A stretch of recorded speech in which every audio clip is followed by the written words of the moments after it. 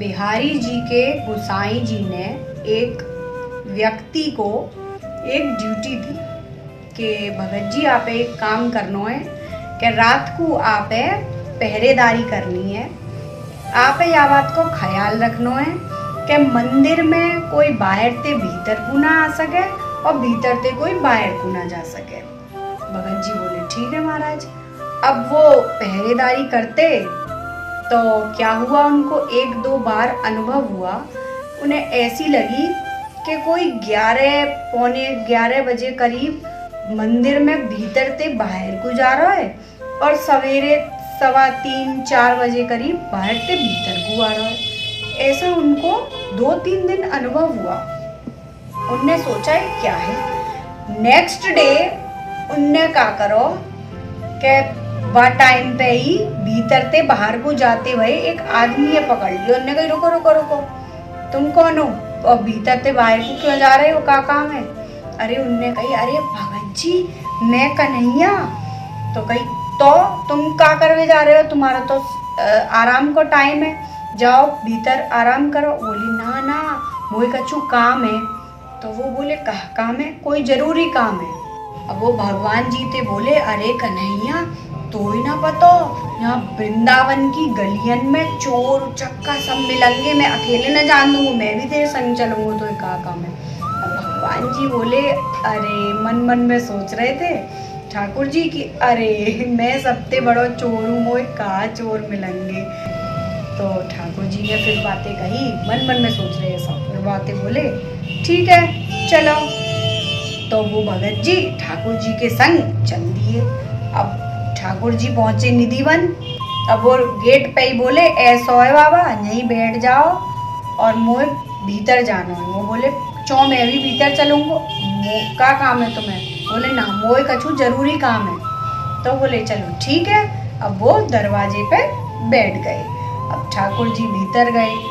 अब भीतर तो श्री राधिका रानी है, गोपियां हैं ठाकुर जी के साथ में और वहाँ रास लीला चल रही है। अब बाबा बाहर ते बंसुरी की मधुर ध्वनि सुनाई दी, उन पे रहा नहीं गया। अब वे सोचे कि अब कहा करूं, पे तो भगत आदमी कहाँ रहा जाता है। अब जब भगत है वैसे ही लग रही कि ठाकुर जी की मधुर मधुर नूपुरों की आवाज सुनाई दे रही है, बांसुरी की ध्वनि सुनाई दे रही है। अब उन्हें क्या करो, होगी सो देखी जाएगी, मैं तो जा रहा हूँ भैया भीतर। अब भीतर जाके उनने कहा करो वह निधिवन में झाड़िन में जाके छुप गए। अब उनने देखा ठाकुर जी वहाँ रास लीला कर रहे हैं। रास लीला कर रहे थे तो ठाकुर जी के पैरन में थे नूपुर एक टूट के गिर गए।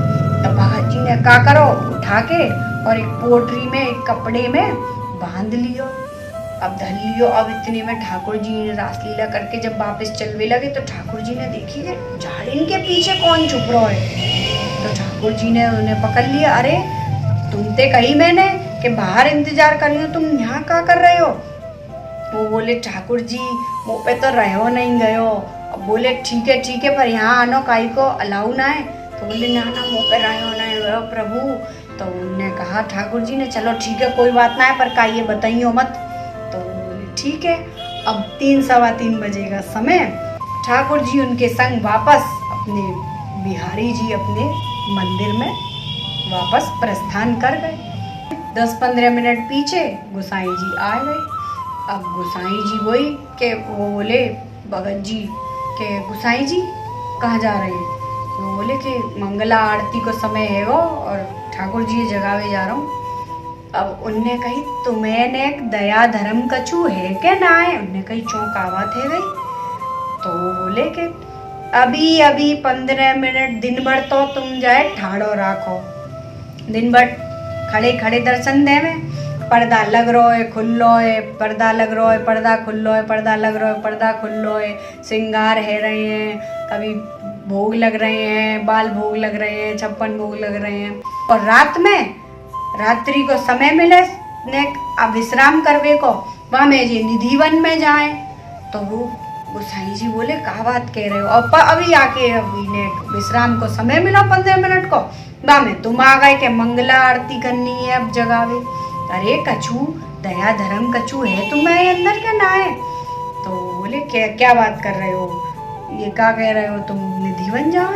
वो बोले अच्छा भरोसा ना है तो ये देखो नूपुर, उनने वो जो नूपुर लेके आए थे टूटा हुआ वो उनने दिखाया, देखो नूपुर इन्हीं को है, यही को है तेरी टांग बारे को, ये देखो तुमको विश्वास ना है तो। और ज्यों ही गोसाई जी ने वो टूटो भयो ठाकुर जी को नूपुर देखो, गोसाई जी की आंखन ते झरझर झरझर झरझर झरझर आंसू बहने लगे और गोसाई जी को हृदय एकदम भाव विभोर है वो। और उन्होंने कही अरे ये तो ठाकुर जी के नूपुर है सही में। और उनने कही बाबा तुमने जो देखो, तुम्हारी जो भक्ति, जो तुम्हारे भाव है, जो सच्चाई थे, तुमने ये देख लियो, दर्शन कर लिए। इतना तो कोई पढ़ो लिखो आदमी भी, कितनों भी पढ़ो लिखो हो, बाहे जे दर्शन ना हो में। उसी दिन से गोसाई जी को ये बात समझ में आ गई कि ठाकुर जी को विश्राम का भी समय नहीं है, तो ये निर्णय लिया गया कि ठाकुर जी की मंगला आरती नहीं होगी। और आज के समय में भी जो बड़े बड़े ठाकुर जी के भक्त हैं, भजनानंदी हैं, उनको निधिवन के पास से, निधिवन से मधुर ध्वनि, बांसुरी की मधुर ध्वनि सुनाई देती है। ठाकुर जी के नूपुरों की आवाज़ आज भी सुनाई देती है। तो यही कारण है कि बांके बिहारी जी में मंगला आरती का दर्शन नहीं होता है। मंगला आरती वर्ष में सिर्फ एक बार जन्माष्टमी के दिन होती है। जो उस जन्माष्टमी के दिन मंगला आरती का दर्शन कर लेता है उसके लिए एक कहावत है कि जाने करी मंगला वो कभी ना होता कंगला। तो अगर आप लोगन को ये प्रसंग पसंद आया होए तो कमेंट बॉक्स में जाके बांके बिहारी जी को जयकारो लगा दियो।